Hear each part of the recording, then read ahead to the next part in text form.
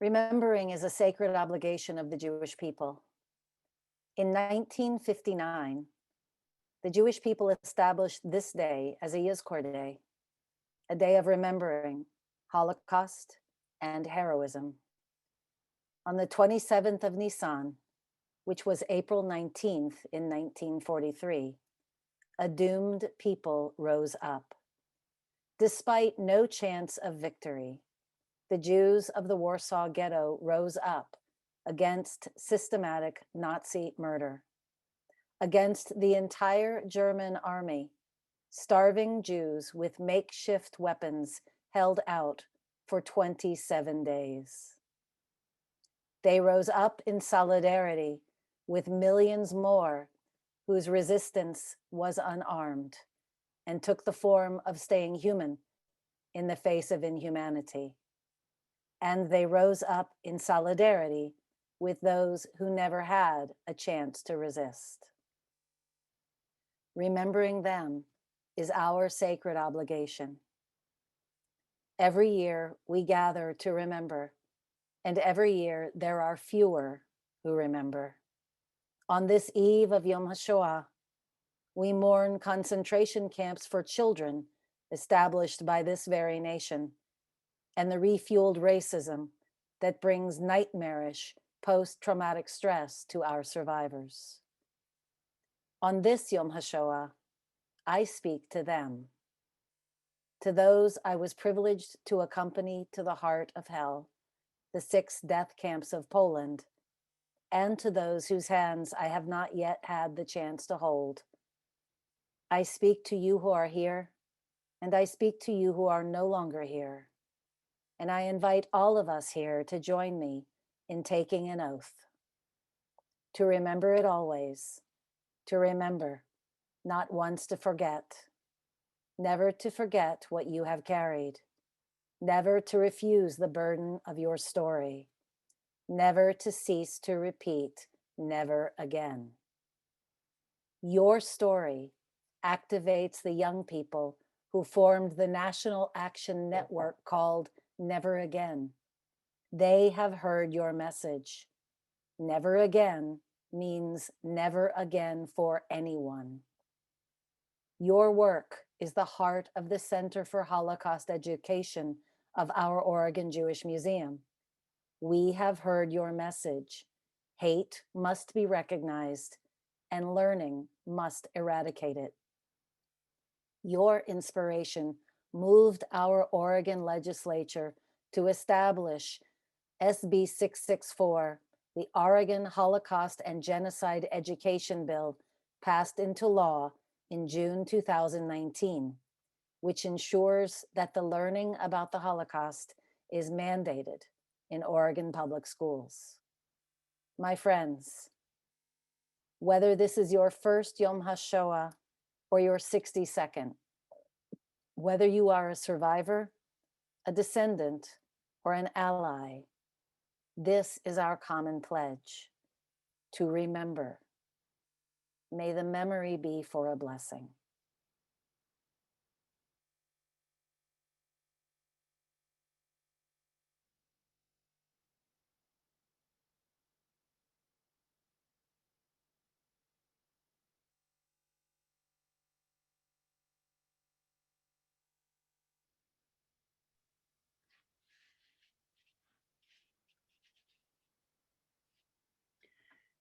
Evelyn Banko will light the first candle in remembrance of the very beginning.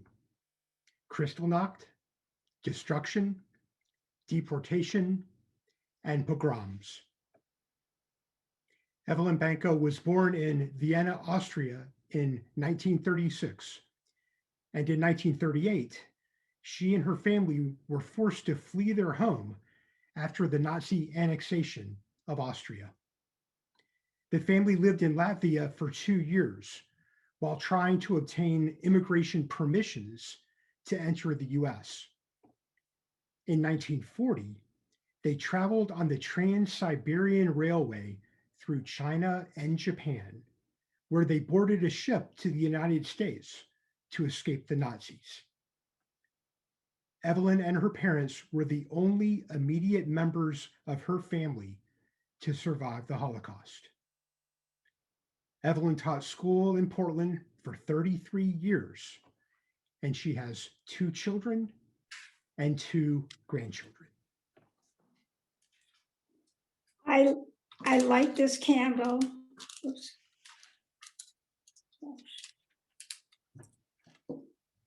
Just didn't get it fun. I light this candle in remembrance of the many family members that died in the Holocaust. I found 6 more family members that died this year, and I light this candle for them as well.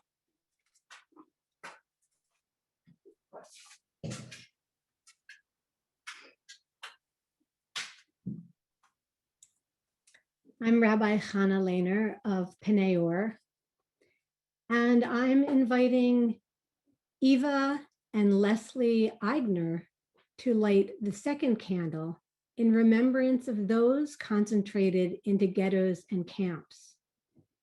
Eva Aigner was born in 1937 in Košice, Czechoslovakia. After the Nazis implemented discriminatory laws in Czechoslovakia and Eva's father's business license was taken away, her family moved to Budapest, Hungary. In 1943, Eva's father was imprisoned in a forced labor camp where he died. Eva, her mother, and sister were removed to the Budapest ghetto. One night, the Arrow Cross soldiers took their mother from the ghetto to the train station, where she was put on a transport headed towards concentration camps. In December 1944, Eva, her sister, and many others were ordered by the Hungarian Arrow Cross soldiers to march to the Danube's waterfront. The soldiers shot Jews and watched as their bodies fell into the river. Their mother escaped the deportation train, and with her heroic efforts and bribes, miraculously, was able to find and save her children from being murdered. The 3 of them survived the rest of the war in the Budapest ghetto. Eva's extended family did not survive the Holocaust. In 1956, Eva and her husband, Leslie, escaped from Hungary from the communist regime with a desire to build a new family in a free country and have been living happily in Portland, Oregon ever since. Leslie Aigner was born in 1929 in Czechoslovakia, and in the early 1940s, his family moved to Budapest, hoping to avoid the Nazis. In 1943, his father and 16-year-old sister were taken for slave labor. In 1944, at the age of 15, Leslie, his mother, and younger sister were deported to Auschwitz. Upon arrival, the mother and sister were gassed. Leslie survived because he was able to work. He was put to forced labor in the Landsberg camp, where he worked on Nazi war machinery. Later in the Kaufering camp, he contracted typhus, and somehow he survived a death train to Dachau. When he was liberated on April 29, 1945, he weighed 75 pounds. It took a month under medical treatment before he was able to walk. After liberation, he returned to his home and discovered that most of his family members had been murdered. Eva and Les have been married for 64 years and have a son and a daughter, 4 grandsons, and 2 great-grandsons, all born in the United States after they emigrated from Hungary. Les is thankful that he and Eva have had the strength to share their experiences and speak out against hate and discrimination to countless audiences. We light this candle in the memory of all our loved ones and the millions of innocent victims of the Holocaust because of hate.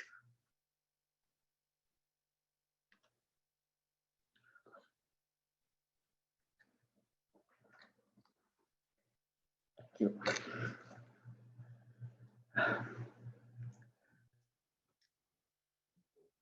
I'm Rabbi Phil Bressler of Beit Am in Corvallis, and it's my honor to introduce Rita Shmuevsky, who will light the third candle in remembrance of victims of Soviet Russia. Rita Shmuevsky immigrated to the United States in 1988 from Riga, Latvia, the former Soviet Union, and settled in Portland with the help of the local Jewish community in Jewish Family and Children's Service, where she now works.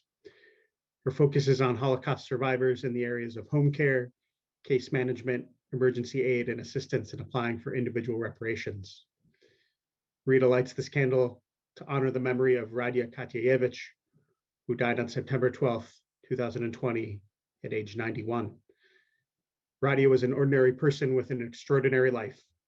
She was 13 years old when the Nazis occupied Kiev. She spent 2 years hiding in the basement in Kiev after her neighbors from a communal apartment told her grandmother to leave, where they would report the children to the Germans. Radia and her grandmother found an abandoned apartment with a basement and moved in. Because her grandmother was not Jewish, she could move around more freely, but as a Jew, Radia had to stay in hiding. Toward the end of the war, hiding in the basement became increasingly dangerous. Radia and her grandmother had to walk 25 kilometers twice under the darkness of night through the dense forest to join the partisans and escape the Nazis.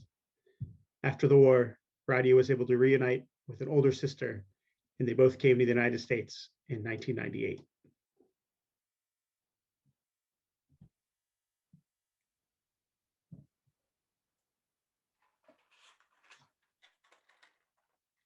I will light this candle now in memory of Radia Katyayevich, who died last fall, and every Russian, Ukrainian, Belarusian, Estonian, Latvian, Lithuanian, Jewish person who didn't survive Holocaust.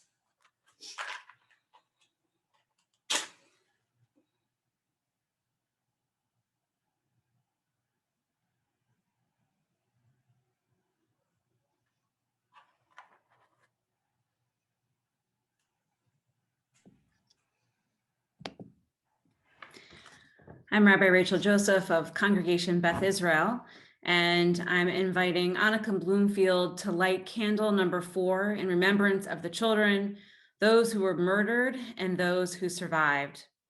Anneke was born in 1935 in The Hague, the Netherlands. Between the ages of 5 and 10, Anneke spent the war in hiding, sometimes returning home only to have to leave again. Through all of her stays in different places, she was never told what was happening. Telling children the truth was too risky in case they were captured and gave away information. After the war, Anneke moved first to Canada and then to the United States.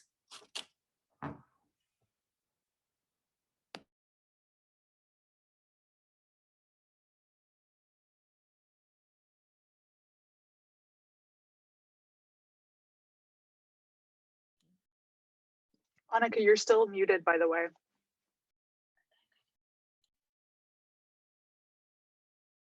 Thought you again. Go ahead. May all hungry children that are born today get the opportunity to be healthy and at peace. Knowing from experience myself about the after effects and hunger, especially my baby sister, who was born at the end of World War II, was always breaking an arm and an ankle and had multiple health issues. I hope and wish this world will be a better, kinder, and without dictators, so all children that go through hunger and war today get a chance to have a better life.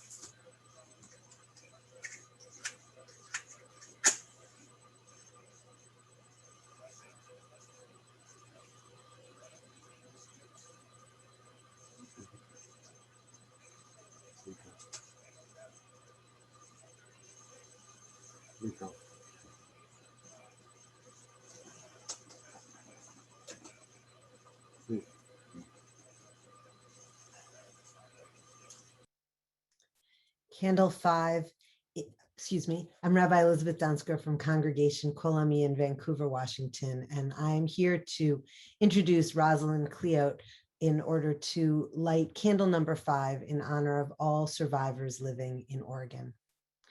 Rosalyn Kliot, an infant survivor, was born just prior to the end of the war. In April of 1945 in Lodz, Poland, after her parents' courageous escape from the Kluga concentration camp in Estonia. At the time of her birth, parts of Poland were still occupied by the Nazis. Before they met, Rosalyn's parents, Vera and Leon, were imprisoned in the Vilna ghetto with their respective families. In 1943, Rosalyn's parents were deported to Kluga, where they met and fell in love. And in September 1944, they escaped with 18 other prisoners. Rosalyn's mother was the only woman to escape. They traveled by train and foot back to Vilna to find their families had been murdered. Rosalyn was born a few months after leaving Vilna and arriving in Lodz. After the war, Vera, Leon, and Rosalyn settled in Skokie, Illinois, and in a community of fellow survivors and refugees. In her adulthood, Rosalyn has worked as a vocational rehabilitation counselor, a consultant, a vocational forensic expert witness at federal hearings, a guest lecturer at Portland State Graduate School of Counseling and Education, and Southern Oregon University, a practicing artist, and has been published in various journals and newspapers. Her father's 400-page memoir is archived at the United States Holocaust Memorial Museum, and her memoir, also archived there, has been digitized. Unmute. I'm going to light this candle in memory of my family members that did not survive the Shoah, and for the very, very few family members who survived but are no longer with us.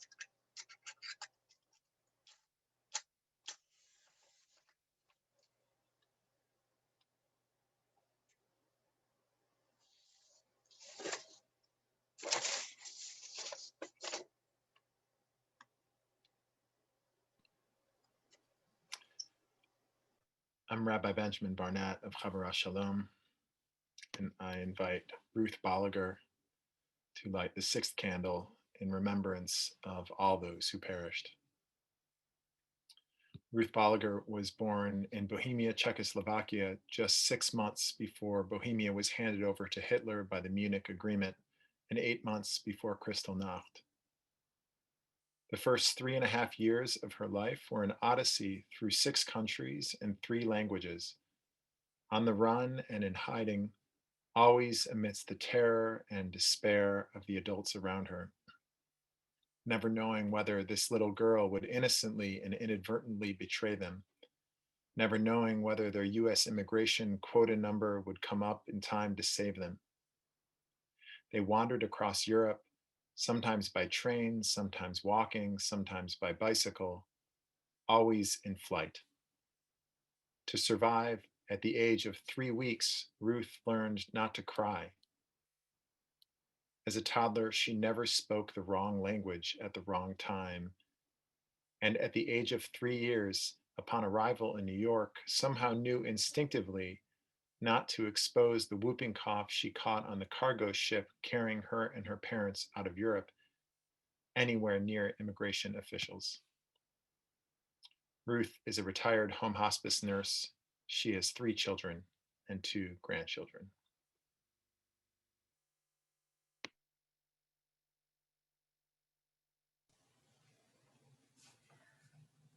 I light this candle for all those who perished by direct murder, by starvation, by disease, or by death march, for no other reason than that they were Jews.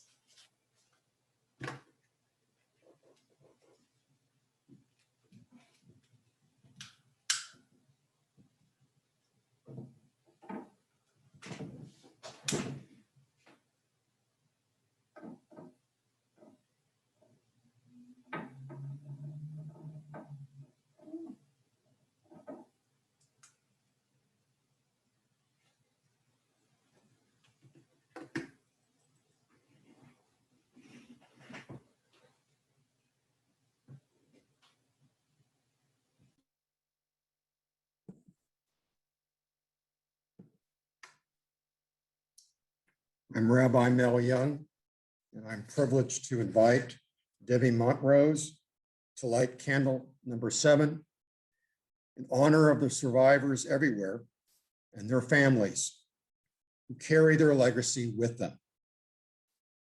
I'm honored to read the biography of Debbi's mom, Alice Kern. In 1944, Alice Kern, her mother, and 2 young cousins were among the over 4,000 Jews of Zichet, Romania, rounded up in May 1944 and shipped off to Poland. Alice was both in Auschwitz and Bergen-Belsen and weighed less than 50 pounds when finally liberated by the American forces. She and her husband, Hugo, survivor of Dachau, met and married in Sweden after the war and immigrated to the United States in 1947. In 1995, 50 years after her liberation from Bergen-Belsen, Alice returned with their 4 daughters to the place of her birth and retraced her steps to the concentration camps where she was interned. She wrote the autobiography, Tapestry of Hope, and also tells her story in the documentary, A Journey to Remember. Alice was a founding member for the building of the Oregon Historical Memorial.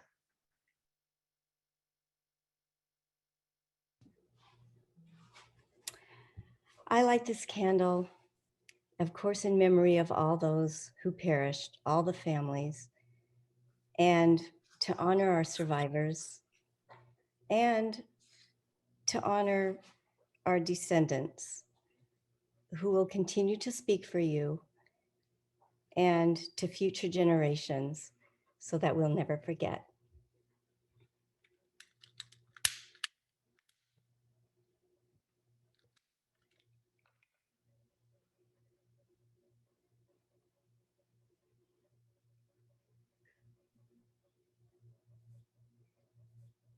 In memory of all of these lives that we've lit candles for tonight, we turned to the words of the mourner's Kaddish.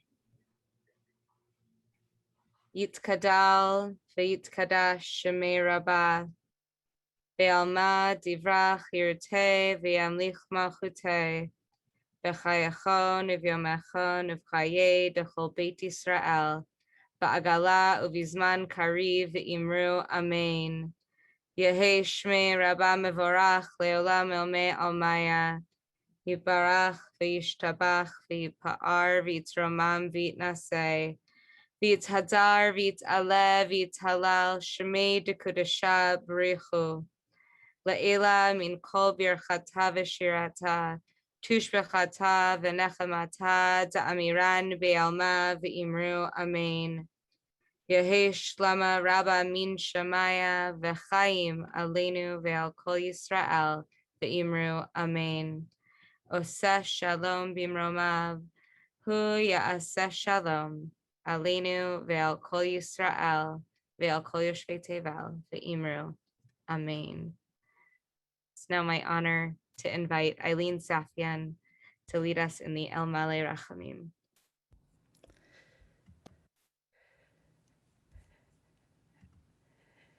El Malei Rachamim shochen b'meromim, hametzeh menucha nechona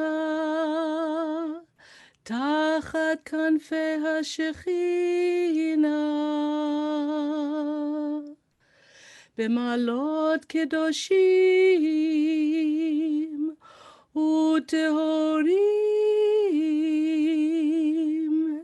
kezohar harakia mazhirim,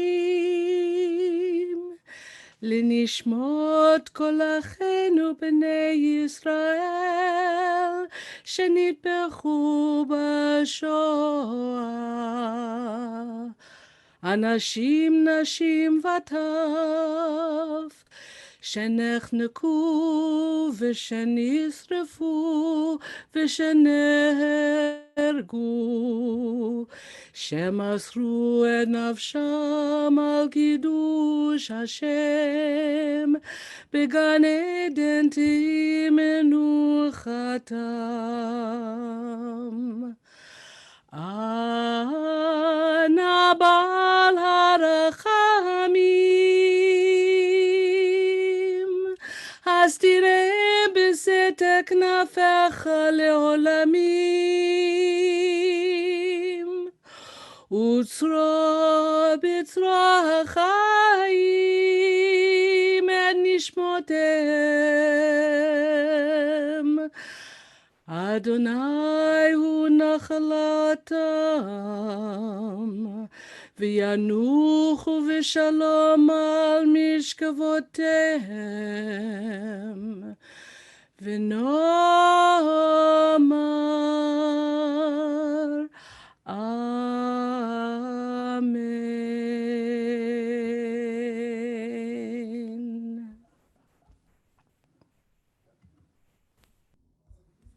I'll join Eileen for the Shoah Kaddish.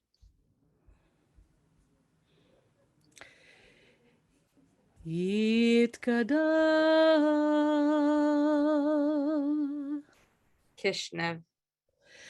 Yitkadash Warsaw.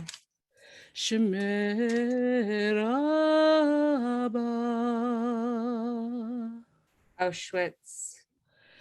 Be'alma divrach irutei Dachau. V'yamlich malchutei Buchenwald. B'chayechon uvyomechon Babi Yar.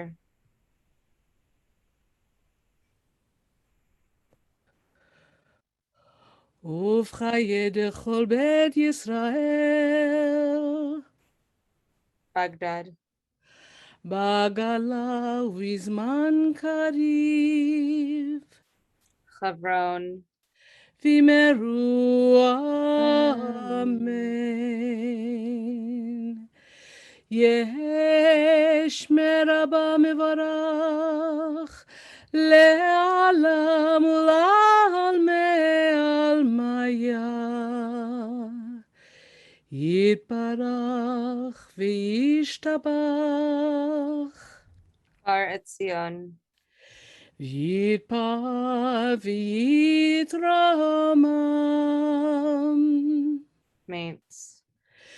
ויתנשא ויתהדר. Terezin. ויתעלה ויתהלל. Treblinka. שמי דקודשה בריחו. Bergen-Belsen. לעילה לעילה. Vilna. ברכתה ושירתה. Usha. תושבחתה ונחמתה. Masada. דמירן בעלמה. Jerusalem. וימרו אמן.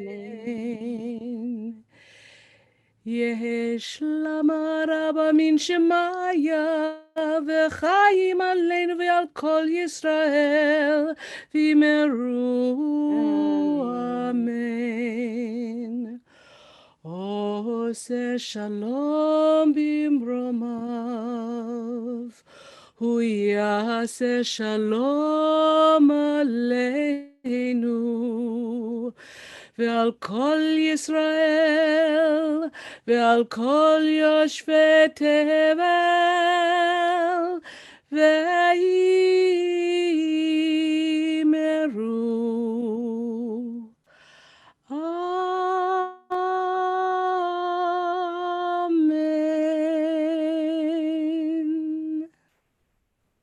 amen. Amen.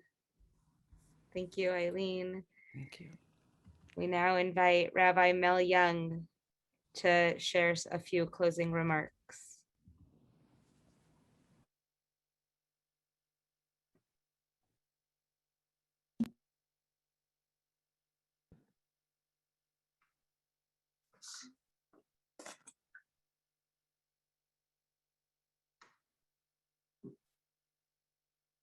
We come together 11 evenings after retelling the story of our exodus from slavery to liberation, and a week after the 7th day of Pesach, and a week before Yom HaZikaron, Memorial Day for Israel's fallen soldiers.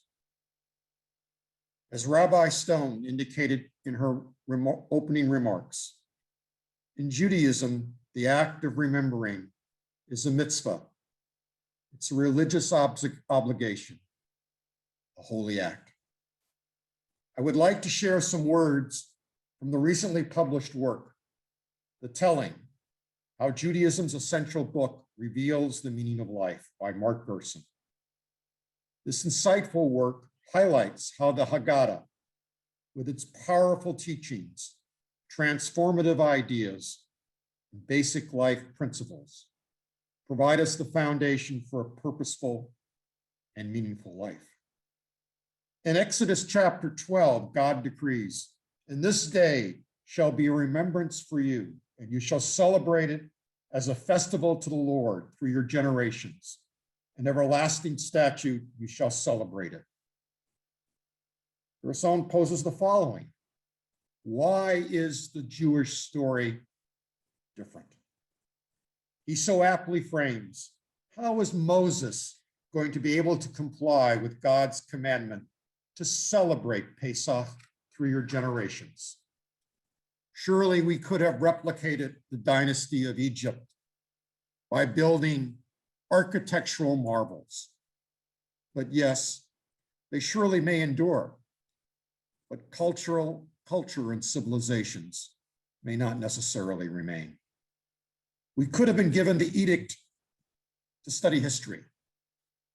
Rosalyn rightfully states that history, within about 2 generations, begins to fade, if not be forgotten. For our current struggles, so underscored during the past year, so often cloud over those events that may have marked one unique generation. In Exodus chapter 10, "And with our lads and with our old men we will go, with our sons and with our daughters, with our sheep and with our cattle we will go, for it is a festival of the Lord for us." For Moses declares, "We will leave with our young and with our old." For the first time in world history, Gerson emphasizes, the young come first, for it is with the next generation, with their curiosity and their questioning, that our story will stay alive from the door by door, from generation to generation. For memory, not history, drives our tradition. The memory of the Holocaust must be instilled in our children, our grandchildren, and for those who are blessed currently with great-grandchildren. I came upon a commentary by Dara Horn, an American novelist and professor of literature, that resonates with thoughts I have as we enter in the 3rd decade of the 21st century. For we are approaching, as Horn cites, the inevitable moment when the last Holocaust survivor dies. Like Horn, I, as a former public school history instructor, and now rabbi, have reflected upon the following. Did the impending death of the last survivor of the Crusades of the 12th and 13th centuries prompt deep reflection within the Rhineland populace? Did the Spanish Inquisition, when Jews were forced to convert or die, compel one to ensure that the last survivors' experiences were codified? Horn rightfully points out that Jews in those times left us with plentiful examples of stories handed down from one generation to the next, prose and poetry, along with many a witness testimony. But Horn also underscores that as soon as one cataclysmic event took place, Jewish communities were impacted by the next life-challenging existential calamity. As the son and grandson of Holocaust survivors, I lived firsthand with stories handed down by my parents, my father who left Berlin at age 18 in 1936, my mother at 15, a participant in the Kindertransport. My paternal grandparents were passengers on the SS St. Louis and lived underground in Brussels, Belgium for the duration of the war. My maternal grandparents perished at Majdanek. Such intimacy of learning about my family's experiences will soon be carried by those who did not have such personal and emotional communications. Future generations will need to reflect upon how to communicate continuously and to make meaning of the Holocaust. Our responsibility at this moment in time is to help support the next generation. May it be our children, our grandchildren, our great-grandchildren, in working through that essential outcome, searching deep within their souls on how to continuously make meaning of the Holocaust and to ensure its memory. Zachor, Zachor, Zachor. Remember, remember, remember.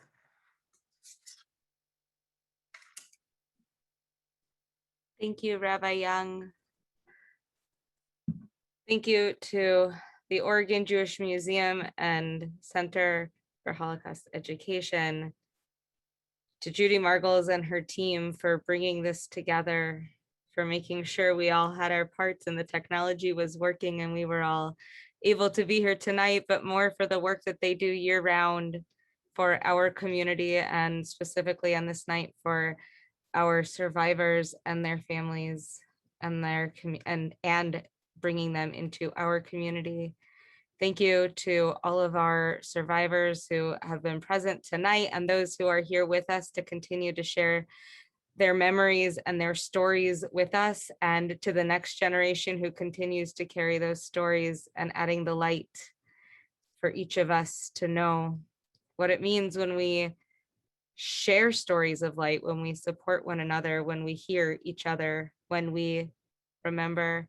And to all of our rabbinic participants tonight from the Oregon Board of Rabbis, as well as to Eileen Safian for sharing her beautiful voice and soul that comes through when she leads us. May